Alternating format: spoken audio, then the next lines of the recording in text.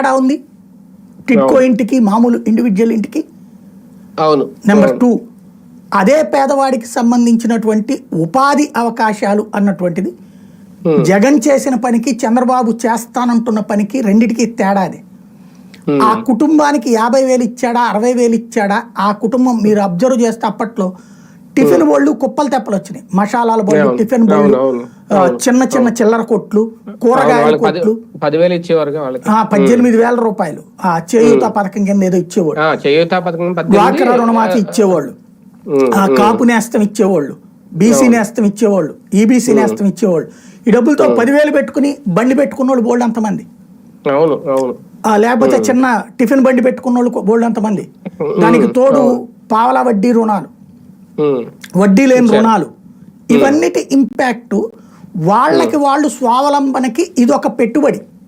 అంటే ఇదంతా 2047 కా సార్ ఈ యజ్ఞం P4 అనేది, ఈ మంత్రదండం? ముందు ఈ ఎలక్షన్స్ వచ్చే ఎలక్షన్స్ వరకు అది జరగాలి. ఈ లోపు ఏం చేస్తారంటే ఎవరైతే 100 మందో 1000 మందో పారిశ్రామికవేత్తలతోనో వాళ్ళతోనో ఒక 2 లక్షలు 3 లక్షలు ఇప్పిస్తారు, ఒక 5 లక్షలు మాక్సిమం ఎవరికన్నా అయితే గీతే తెలుగుదేశం పార్టీ కార్యకర్తలు 10 అంటే ఒకటి సార్, లక్షలు. ఇందులో లాస్ట్ వాడిన పదం ప్రైవేట్ పార్ట్నర్షిప్, ఒక రకంగా పార్ట్నర్షిప్ వీళ్ళతో.